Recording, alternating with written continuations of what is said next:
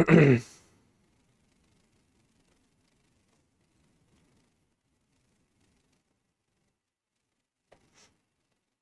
good morning everyone, my name is Lalit Soni and you are watching Drishti IAS. In this live session, we will be discussing Indian Express newspaper. Sorry for the delay, there was some glitch. Anyways, so let's start with the discussion today. We will be starting with the practice question and then we will be moving to the fact of the day. Then we will be talking about Know Our Constitution. We will be talking about the part 9A today. Okay, so that would be about your urban local bodies. Okay, so we will be talking about that and then we will be moving to the important articles which are there, that is White Revolution 2.0. You know that when we are talking about the milk production, we have actually gone for the White Revolution earlier as well, that was Operation Flood. Okay, so in that context now the government has come up with another plan, so we will be talking about this. Then we will be moving to the next article, that is Project Cheetah. We have discussed this various time, and when we talk about newspaper, generally it is seen that most of the time news articles are repetitive in nature. Now even a small development which is happening in that arena, so that will be covered by the newspaper, and that is why you can say that if you read newspaper daily, there will be a revision which will keep happening with your, you can say, every read. Okay, so we will be talking about the Project Cheetah. Here we will be discussing Kuno, we will be discussing Gandhi Sagar Wildlife Sanctuary, we will be discussing what other areas are there with respect to the, you can say, cheetah habitat. Okay, moving further, US federal Feds has cut the interest rates. Okay, so basically when we are talking about India, you know that we have monetary policy committee, okay, so which will be taking care of the interest rates and try to control the inflation. Similarly in USA we have this US federal reserves which are basically going for the you can say policy cuts, etc. Okay, so after a long time they have gone for the interest rate cut, so we will be talking about that today, and we will see. For our focus would be more on how it will actually impact India. Okay, moving further, here you can say this is the front page. Here there is nothing much to cover because this is related to election. When we talk about this Panno case, okay, so Gurpatwant Singh Panno, there was this assassination attempt which has happened in USA, and USA government has said that there was some kind of connection with India and they are actually investigating it. India said that we will be participating in the, you can say, process. So with respect to that, there was one you can say development which has happened. We will be talking about that considering the India-US relations. Okay, now here you can see the practice question for you was, what is the name of the lander used in Chandrayaan 3? Okay, so Vikram, Pragyan, Chandra or Aryabhatta. When we are talking about this lander which was used in Chandrayaan 3, that is exactly the same lander, or you can say that is having the same name as the lander in Chandrayaan 2. Okay, so in Chandrayaan 2 we have sent a lander, but that lander could not land softly on the, you can say, surface, and there was impact landing, and because of which we lost the you can say communication, etc. Okay, the name of the lander was Vikram. Okay, and the same name was used for the Chandrayaan 3. Okay, and in Chandrayaan 3 we have gone for the soft landing at the moon surface or the south pole of the moon, so that is why that is a big achievement for India. Okay, now moving further, fact of the day if we talk about, so recently it was seen that the production in the tea, when we talk about tea as a crop, the production has decreased, and because of which that was in news. Here you can see recently the tea industry has seen a rise in prices around 13% for the Assam and West Bengal teas due to a drop in the tea production in 2024. Okay, now because of the production that is dropped, demand is more, and because of which the prices has increased. Okay, so that is a simple demand supply rule over here. Now here you can see when we are talking about the tea producing areas. Okay, so when we talk about tea is a tropical crop. Okay, so here you can see tea growing states are Assam, West Bengal, Tamil Nadu and Kerala. Okay, these are accounting for 97% of the India's total tea production. So you can remember that. Here you can see in this particular map, you will be able to see these are the areas: Kerala, Tamil Nadu, West Bengal and Assam. You know that the Darjeeling, etc. are famous for tea. Okay, so that is there in West Bengal, Darjeeling. Okay, so I hope that is clear. This much you have to remember, that these are the important areas which are basically producing tea, that is Assam, West Bengal, Tamil Nadu and Kerala. Okay, now moving further, let's talk about the Know Our Constitution section. Here we will be talking about part 9A, that is municipalities today. Okay, now from 243 P to ZZ. Okay, so basically it is like 243 P to 243 Z Z. These are basically the articles which are related to your municipalities. Now you can see that these are all articles are added later with the 74th constitutional amendment. Okay, 74th constitutional amendment act. Okay, now let's see. When we talk about the municipalities, we will not go into the articles, because again articles are very many articles are there, and that will be confusing for you, and they will not directly ask question from the which article is talking about that. Okay, but again we will be going giving a passing reference to that. Here you can see part 9A that was introduced with the, here you can say, 74th constitutional amendment act, because when we are talking about the part 9 that is related to your panchayats, that was 73rd. Okay, now here you can say introduced by the 74th constitutional amendment act, this part specifically addresses the municipalities. Okay, it provides a constitutional framework for the establishment, governance and the management of the urban local bodies. Okay, when we talk about panchayats, we have seen that panchayat was also, the presence of panchayat was there before the 73rd constitutional amendment act, but the thing is they got the constitutional status with the 73rd constitutional amendment act. Okay, or before that, if we talk about where was the first panchayati raj system introduced in India, that was Nagaur. Okay, Nagaur in Rajasthan. So you can remember that.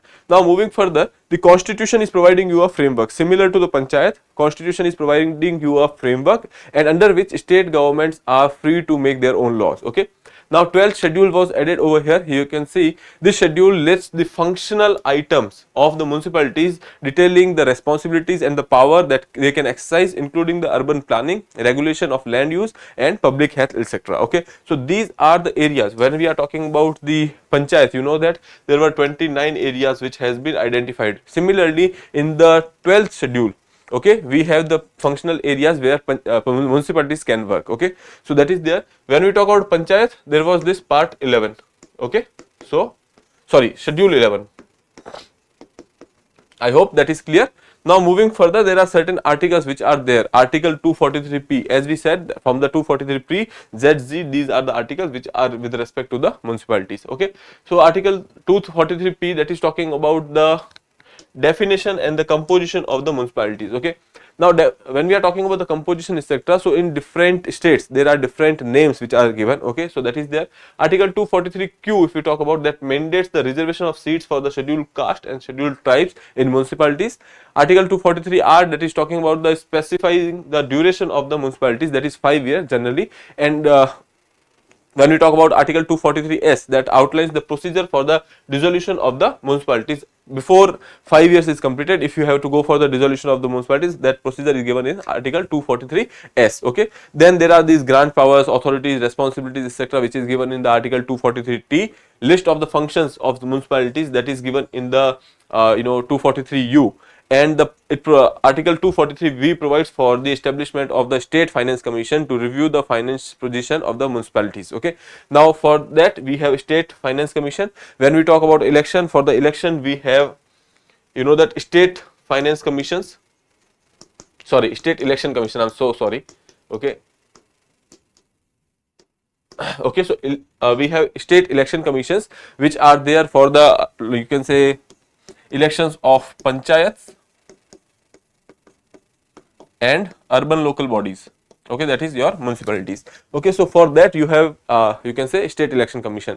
When we talk about the other elections, that is you can say assembly elections or the legislative council elections, or when we talk about the parliamentary elections and president and vice president's election, for them we have Election Commission of India. Okay, I hope that is clear. Now we can move further, starting with the discussion of the day. Okay.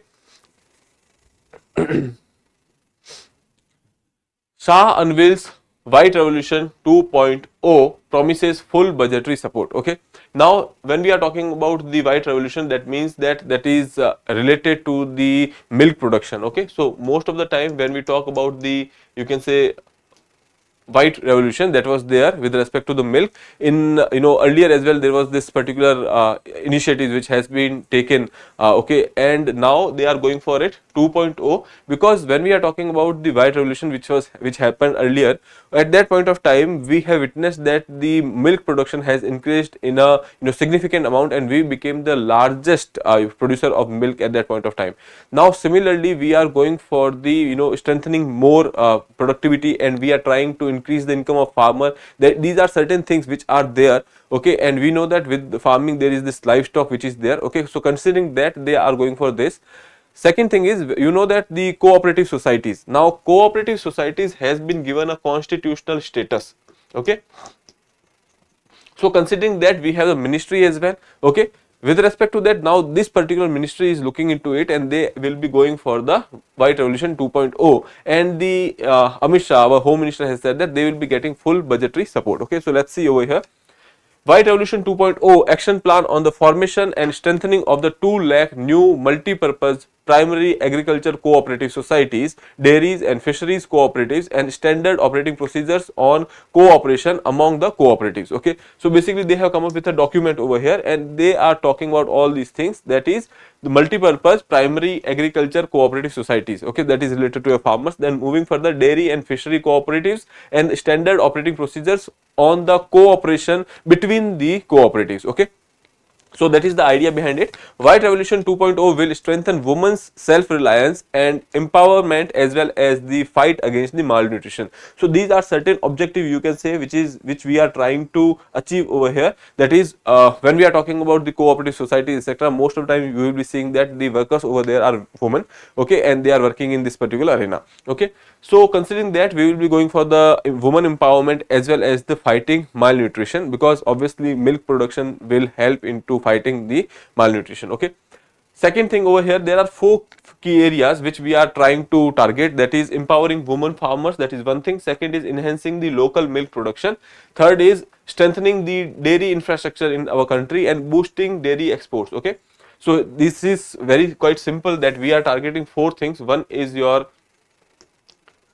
women empowerment, second is milk production increase we are trying to, third is we are trying to target the infrastructure with respect to the dairy, and fourth is we are trying to go for the exports, okay. So all these things are in line with the government's policies. We are trying to go for the increase in the production, we are trying to go for the, you can say, exports, we are trying to be the self-reliance, and that is why we are trying to go for the increase in the production. Second thing is we are trying to be an export hub, and that is why we are going for the, you can say, this targeting the dairy exports as well, okay. Now moving further, here you will be seeing this is the highest priority of area of the government, and this program will get full budgetary support, that has been called by, said by the, you can say, our home minister. Now we will be talking about the previous white revolution or the operation flood which was there. Here you can see white revolution in India was brainchild of Dr. Verghese Kurian, okay. So when we are talking about this particular personality, that is important for you, please remember that he was the person who has actually got the idea of this, you can say, white revolution in India, okay. When we talk about this particular whole situation, at that point of time, you know that we have come up with the green revolution, all these things were happening, okay. Now under him many important institutions were established like Gujarat Cooperative Milk Marketing Federation and National Dairy Development Board, etc. You know that this brand Amul, this Amul brand is basically, you can say, a result of this white revolution, okay. At that point of time this was also developing, okay. Moving further, the white revolution was started by NDDB, that is National Dairy Development Board, in 1970s, okay, and the bedrock of the revolution has been the village milk producers cooperative. Now there was this place in Gujarat, that is Anand, okay. In that area the cooperative societies were quite famous at that point of time as well, okay. So you can say that gave the push, and that cooperative societies were of the milk producers, okay. So basically in 1970s, this particular body, that is National Dairy Development Board, they have come up with the idea of the white revolution, and it started as a Operation Flood, okay. Now here you can see 1965 was the time when, 1965 to 67, that was the time of the green revolution. We have come up with the idea of the green revolution, okay. And after that, in 1970s, nearly 10 years after that, we have come up with the idea of Operation Flood as well, okay. Moving further, here you can see Objective was to increase the milk production, that was obvious, okay, and increase rural incomes. These farmers or these milk producers which are there, we wanted to increase their incomes, reasonable prices for the consumers, okay. So these were the objective. What was the significant, what we could achieve out of it? So here you can see it helped dairy farmers direct their own development, placing control of their resources and create in their own hands, because basically they are actually at that point of time they are operating through the cooperatives, okay. So actually what was there, when we talk about this particular system, what used to happen is that when there was this particular village, let's say there are some 100 producers which are there, milk producers were there, and they used to pool their milk produce so that they have the collective bargaining power, okay, and then this was sold to the distributors, etc. So because of this, the increase, there was this increase in the income, and when the government support came, then because of which there was the increase in the production as well, okay. It has helped India become the largest producer of milk in the world in 2016 and 17. India is the world's largest milk producer with 22% of the global production. This is the current situation, okay. So in the case of milk production, we are doing really good, okay, but the thing is still in the case of export or the exporting the milk products, that is not very good, because considering we don't have the post processing powers, or you can say food processing industry is not yet that strong in India, okay. Considering that, we are going for the focus on the export as well, and we are focusing on the dairy infrastructure, okay. I hope that is clear. We can move to the next part. Project Cheetah to focus on interstate protection in MP, Rajasthan. That is what a report is saying. We know that Project Cheetah was there with respect to the introduction of, or you can say reintroduction of cheetahs in India. So we have bought nearly 20 cheetahs from, you can say, two countries of the African continent, and then we are trying to make sure that they are, you can say, suitable for this habitat, etc. So considering that, they have actually gone for, you can say, Kuno right now, and in the next stage they will be going for the Gandhi Sagar. Both of them are in MP, and since they are on the Rajasthan border and the forest range is extending up to Rajasthan, and that is why they are saying that interstate protection in MP and Rajasthan, okay. Now here you can see focus on protecting contiguous forested habitat across Madhya Pradesh and Rajasthan will be the key to achieve the meta population of 60 to 70 cheetahs in the future, okay. Now when we talk about meta population, that is basically here you can say establishing a meta population of wildcats is long term goal of the Project Cheetah. Conserving the broader Kuno Gandhi Sagar landscape across protected areas and forest division in Rajasthan and in MP will be serving the goal, okay. So the thing is, we are targeting this area. When we talk about you can say introduction of cheetahs, this is the area where we are focusing right now, okay. When we talk about the, you can say, British time, at that point of time, this is the condition or the, you can say, areas where cheetah could be found. That was the historical range of cheetahs in India. So here you can see from Pakistan till over here, till even you can say Jharkhand or West Bengal, we had this particular range, and from your Punjab till in Kerala, till that we have this range. So that we can say that these cheetahs were found across India. But after that, there was various, you can say, poaching activities, etc., which has happened, and because of which you can say this population has declined, and actually in India we could not see a cheetah, and that is why we have gone for the reintroduction program, okay. Now target is to go for the meta population of these wildcats. When we talk about meta population refers to the population of species spread across a large but interconnected landscape, okay. Meta population refers to the population of a species. That's say when we are talking about cheetahs here, so we are talking about the you can say cheetahs in that particular area, and we are saying that this area is having a large landscape, okay, and interconnected landscape. So that is why here you will be seeing from MP till Rajasthan we are talking about. So that is the interstate we are seeing over here, okay. So these are interconnected forest range which are available over there, and that is why that is a suitable place. When we talk about cheetahs, these are you can say landscape species, okay. They actually explore the area for a while before settling somewhere else, and once they are settled, they will be going for the you can say even smaller areas, okay. So they will be, when they are introduced over here, they will be exploring the nearby area, okay, and once they are settled, let's say particularly in Kuno if they settle, or in Gandhi Sagar if they settle, so they will be, you can say, restricting themselves to that particular area, provided the prey quantity is there. Now here problem is that when we are talking about the prey, the cheetahs are very limited in the you can say, when we are talking about cheetahs habitat, there should be nearly 37 cheetahs per square kilometer area. But right now, in when we are talking about the Kuno and the Gandhi Sagar, the density is 18 per square kilometer. So that is a cause of concern. Other than that, also there is a inherent you can say competition, because there are leopard populations which are found in this particular area. Now leopard and the cheetahs, they are having a common prey base over here, that is cheetah, and that is why this is this area is facing little bit of problems. Okay, so here it is given, leopard poses a significant competition to cheetahs in Kuno, resulting in the population of cheetah, mainstay of the cheetah's diet, being deficit. Okay, so that is calling for an immediate action in this particular area if we want it to success. Okay, now with that we will be moving to the next article over here. Ahead of Amur falcon's arrival, Manipur district bans their hunting. Okay, so when we are looking at this particular picture, that is Amur falcon. Okay, these are migratory species. They are coming from China, and then they are staying over in this particular areas of you can say Manipur and Nagaland, and then they will be going to the Africa. Okay, so on the migratory route they will be staying over there, and since there are you can say concerns related to poaching or the hunting etc., and that is why the local administration over there has put a ban. They have taken away all the air gun etc. They has to be submitted to the administration for a while. Okay, so Manipur's Tamenglong district gears up to welcome its winged guest Amur falcon, imposed a ban on the hunting, catching, killing and selling of the bird. Okay, in the local language that bird is called as Kahuai puina. Okay, Kahuai puina, or you can say in the local language the pronunciation might be different because this is the word from their own language. Okay, so anyway, when we are talking about the spelling over here, that is Kahuaipuina. So I would read it as Kahuai puina. Okay, so anyways, if you can remember the name, please do, because they might ask you these you can say culture related aspects are quite favorite of UPSC.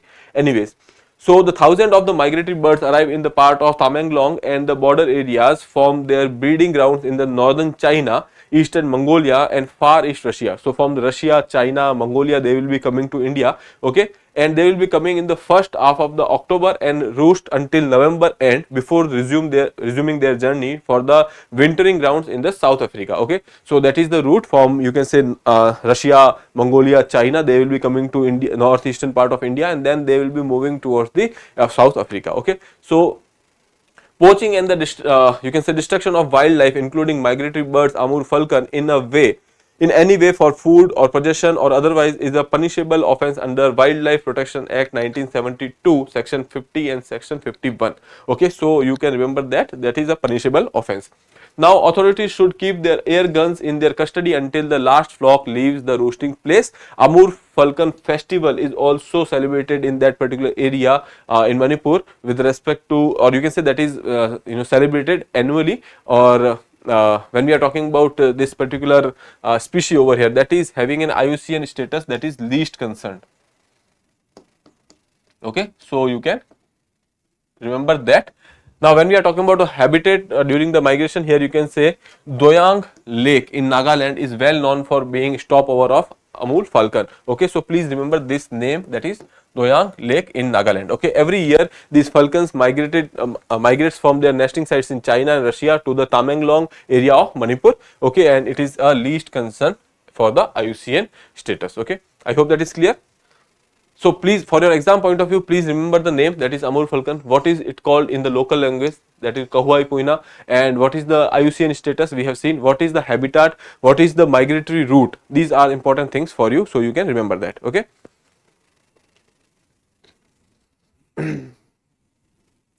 Okay. Now why US Fed cuts interest rates and how India could be impacted. Now since we are talking about this particular stuff, 2019-20, that was the time we have witnessed COVID, and because of the COVID there were various things which has actually gone out of place when we are talking about the economy. In USA also there was this issue with respect to economy started, and since then there are various things which are happening, and ultimately in the USA the inflation was rising at that point of time, and recently last year you can say it was nearly 9%, and because of which they have to take initiative, or they have to take some measures to counter that particular thing, and that is why they have increased the rates over there. And since then they are not decreasing it. Even the last time when the policy meeting was happening, there was this speculations that they will go for reduction in the, you can say, rate, but even they did not go for it. This time they have gone for, you can say, cut off of 50 basic points. Okay, so basically that was a cut of 50 basic points, and how it will impact India we will try to understand. So let's see. United States Federal Reserve in charge of the country's monetary policy. Similarly in India we have our monetary policy committee, okay, which is under RBI, Reserve Bank of India. So similarly in United States they have United States Federal Reserve in charge of the monetary policy will cut the benchmark interest rate, federal fund rates, which is called over here, that is federal fund rate, by 50 basic points or half a percentage point. Okay, a cut in the interest rate typically give incentives. Okay, why incentives? When there is a cut in the policy rate. Okay, let's say now there is a bank, okay, in USA there is some bank which is giving you a loan. Now interest rate is down, that means that this loan will be cheaper. Okay, how it will be cheaper? Because the person who has taken the loan, he has to pay less interest. Okay, that is why the loan will be cheaper. When the loan will be cheaper, so businessmen will take the loan and go for the investment. Okay, when you are going for the investment, that means that you are putting money in the economy might grow. Okay, so investment might lead to the growth of the economy. Okay, so that is the reason they are going for the small, you can say, cut in the, you can say, interest rates over here. Here you can say a cut in the interest rate typically incentivize the economic activity, promotes growth and increase job creation by making it cheaper for the people who borrow the money. Okay, so you can say the person who has taken the money, interest is less, and because of which loans are cheaper, he will invest, and then there will be growth. When there will be investment, that means that there will be job creation, and right now USA is facing a, you can say, a issue with respect to the employment. Okay, so that is there. Conversely, a hike in the interest rate, persistently high interest rates tend to drag down the economic growth. Okay, now let's see, if interest rates are high, okay, you have to give more interest when you are taking a loan. In that case, obviously people might not go for taking the loan because they have to pay more. Okay, so considering that, there will be less money available for the investment, and then economic growth will go for, you can say, in the downward trends. Okay, now second thing is, when we are talking about the, you can say, these interest rates, there is one more thing. Because of these interest rates, you can say, since interest rate is down, that means that dollar will be easily available in their market. Okay, dollar is easily available. If dollar is easily available, that means that with respect to the dollar, other currencies will go for appreciation. Okay, so now when we are talking about the dollar which is there, or you can say the bank has given a loan to a person, now that person has that particular dollars in his hand, and that he will now invest in India. He will come to India because there is, you know, cheaper labor which is available, and considering that, he will go for the FDI, and then there will be some FDI which will be received by India, and now we will have surplus dollar, and because of which our rupee will get appreciated. Okay, when rupee get appreciated, that means that that is good thing for the importers. Okay, because when importers are importing, then we have already dollars are there, we have to pay less dollars because our rupee is strong now. Okay, now it is not very beneficial for the exporters, because when exporters are exporting something, they are getting dollars in return, but the thing is, in India they will be getting lesser rupees. Okay, because obviously our currency is right now strong. Okay, so because of which also it will have an impact on the currency, or you can say exchange rate as well. Okay, now let's see, I'll give you an example. Let's say $1 is there for, let's say, 80 rupees. Okay, now there was this interest rate which has actually changed, and now with respect to $1 you are getting rupees 70. Okay, now there is this person who has gone for the import. Okay, he has imported something, so you have to give the dollar. Okay, so right now you are giving 70. Okay, earlier you were giving 80. So for the importer, this is a good thing. Earlier he has to pay 80 rupees, now he has to pay 70 rupees. So that is a good thing for the importer. Now let's consider the case of the exporter. Now exporter has given the goods and he is receiving the money. He has received $1. Earlier when he received $1, he got 80 rupees in India. Now when he has received $1, he is getting 70 rupees. Okay, so in that way you can say exporters are getting you can say discouraged when there is the currency cut in the USA. Okay, so that is there.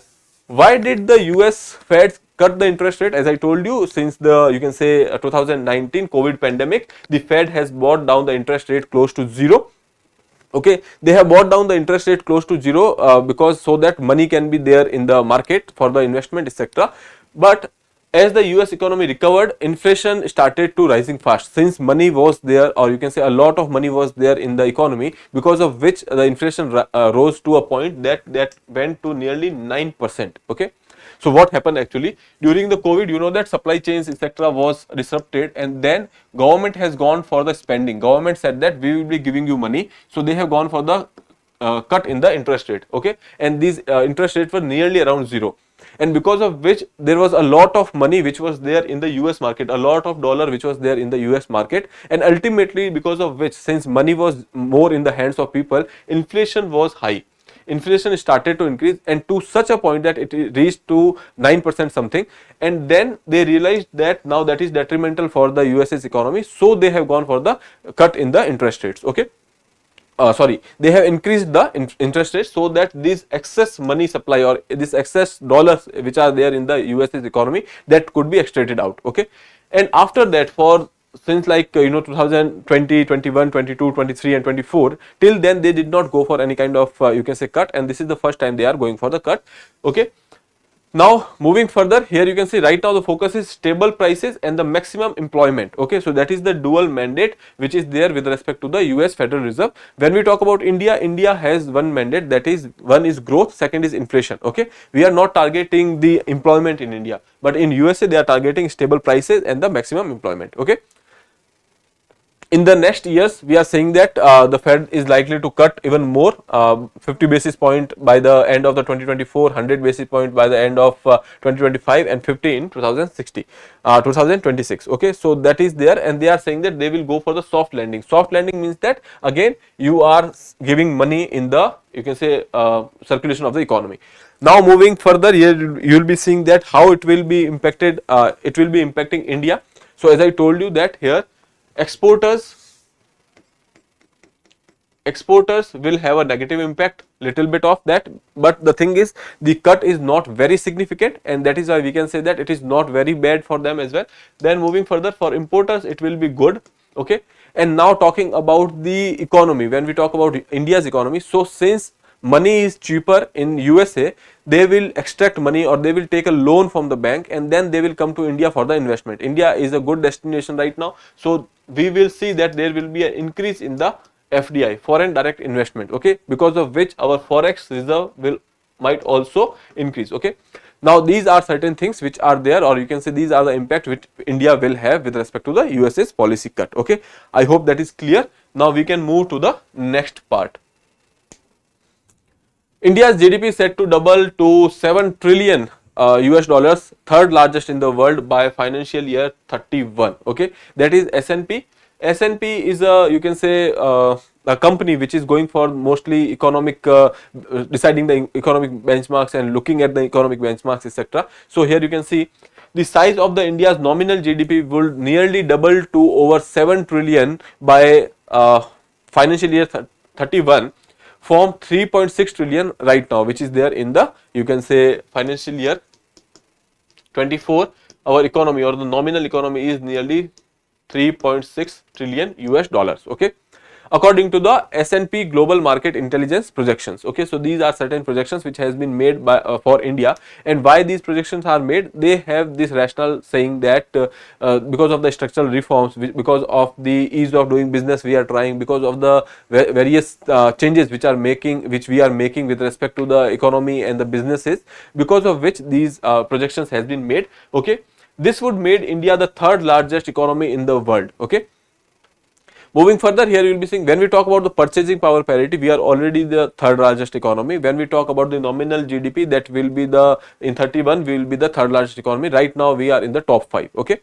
Moving further, from 3.6% to 4.5% and lifting its per capita income to upper middle income group. Okay. So they are saying that the per capita income will also rise. Okay. Now India is also set to transition its upper middle income category by financial year 31 if forecast annual growth of 6.7% is realized. Okay. Right now they are saying that in this particular current you can say fiscal year, they will be going for 6.8.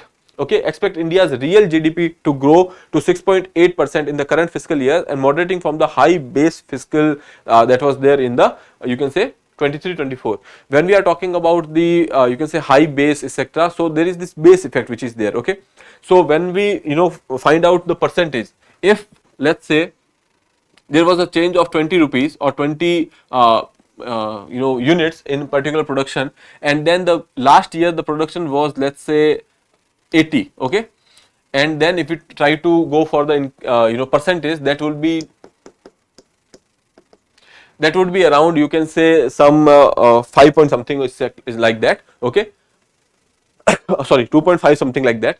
So that is there. If we increase this you can say denominator part, and because of which there will be a lesser growth. Why? Because when the reference point is high, okay, and then there you will have this base effect working over there. So because of which, since the last year we had the high growth, okay, or the you can say if we take the last year's growth, that was relatively better. Okay, so in that case, considering that, we will be having a little less growth, that is 6.8%, and that is what is called the base effect. Anyways, now when we are talking about the India's real GDP to grow to 6.8% in the current fiscal year, and when we are talking about the nominal GDP, that would be growing at around somewhere 8 to 8.2%. Okay.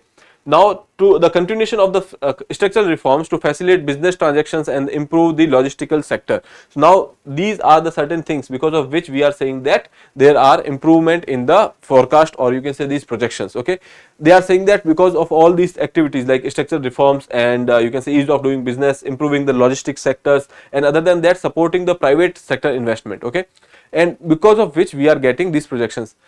Now from this article, that is not important that how much growth will be there etc. All these things are not important, because ultimately these data will be useful when we will have our budget data. Okay, now here only this you can say rationales will be important, that they are saying that we are going for the better structural reforms, we are going for the better logistical reforms etc. Okay, now India is the fastest growing large economy as of now, and we will be becoming the third largest in the world by 31 financial year 31. Okay, the equity markets are expected to stay dynamic and competitive due to the strong growth prospect and the better regulation.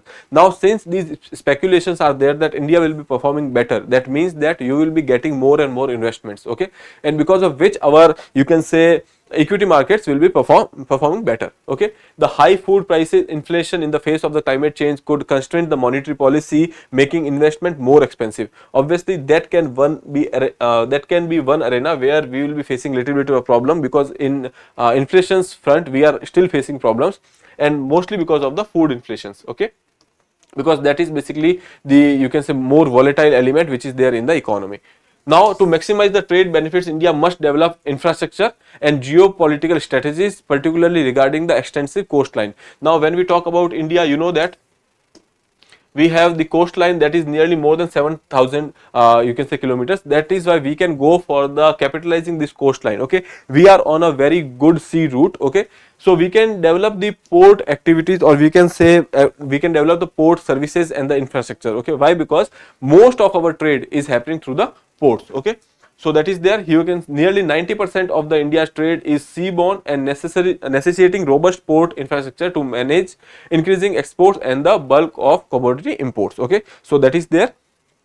Moving further to the next article, that is shipping corporation called into action, India's export take a hit. Okay, now here when we are talking about the Red Sea crisis, you know that in the Red Sea for various reasons. In the past there was this Hamas attack. When we are talking about the, you can say, Middle East situation, all these things are impacting the trade through the Red Sea. Okay, India's trade through the Red Sea is also there, and we are using the foreigners containers. Okay, India does not have much of their own containers. Okay, and that is why now the ministry over here is saying that they will go for buying or purchasing the second hand vessels. Okay, here you can say India's goods export in August dropped sharply by 9% amid the Red Sea crisis. Okay, now state-owned Shipping Corporation of India will commence operating a large container ship and purchase 5 additional second-hand container vessels to alleviate the logistical challenges faced by the traders. Okay, now these logistical challenges are that mostly we have to rely on the foreign containers. Okay, now we are saying that we will be having one of our own, and then we will go for buying 5 more. These are second hand vessels. Okay, to address the logistic related issues amid global shipping disruptions caused by the Red Sea crisis and the ongoing geopolitical tensions, refusal for the here you can say refusal of foreign shipping lines to allocate slots for Indian goods. Okay, we are dependent on them, so there are these foreign shipping lines and we have to get a slot. Okay, and we are not getting that particular slot because there is already a crunch which is going on in the Red Sea, and considering that India has to develop their own shipping line. Okay, that is why this particular article was there in the news. Here you can see the refusal for foreign shipping lines to allocate slot for Indian goods amid a surge in the freight rates and global demand, and the negative impact on the trade due to the absence of the Indian shipping lines. Okay, now why is there a high freight rate and why there is the high global demand? Because since in this particular area, the, you can say, insurers or those who are going for the shipment insurance etc., they are charging high premiums. Okay, and because of which the freight rates are very high. Other than that, in this area there are very few shipping lines which are active right now, and that is why there is a global demand, and because of which India is not getting a slot. Okay, now our container handling capacity should be we try to boost our you can say container handling capacity in the country. The Shipment Corporation of India will also regularly acquire containers to increase the stock of the available containers. Okay, when we are talking about these particular containers, you know that when a shipment is gone, okay, so it will take days for that container to return back. Okay, that is why we should have a available stock of containers. Okay, so that is about this article with respect to the Red Sea. They will not directly ask you something from this particular article. You have to make sure that whenever there is a issue with respect to the Red Sea crisis, okay, or any issue with respect to the trade or international trade, why India's exports are declining, okay, what is hitting the India's export, all these things if they ask, you can mention such challenges. Okay, moving further, Pannu case, US court summons government, NSA says India says it is unwarranted. So there was this issue wherein there was this assassination attempt which has happened against this particular person, that is pro Khalistani separatist Gurpatwant Singh Pannu. Okay, and then he has moved to the court with respect to his attempt which has happened, and there was this speculations that India has something to do with that. There was a certain person who has got arrested as well. India said that we will be cooperating in the investigation, and we did. And now they are summoning our you can say national security advisor, and there are other you can say officials from India, they are summoning in the court. Okay, now our side of the story is that these things are unwarranted, all these things are not needed. Okay, so that is there, nothing much or concrete is happening in this particular arena right now. When it happens, then we will cover the article again. Okay, now moving further, the last part with respect to your own read, that is the logistics of the holding simultaneous elections in India, task before the ECI. Okay, now you can go through this article. We have talked about a one nation one election yesterday. Okay, so you can go through this particular article. Okay, now moving to the last part, that is who is known as the architect of the white revolution in India. Dr. B.R. Ambedkar, Dr. Varghese Kurian, Dr. Rajendra Prasad, Dr. C. Subramaniam. Okay, so you can attempt this question, answer to me in the comment box. So with that, I would like to take your leave. I'll see you in the next session. Till then, have a good day. Thank you.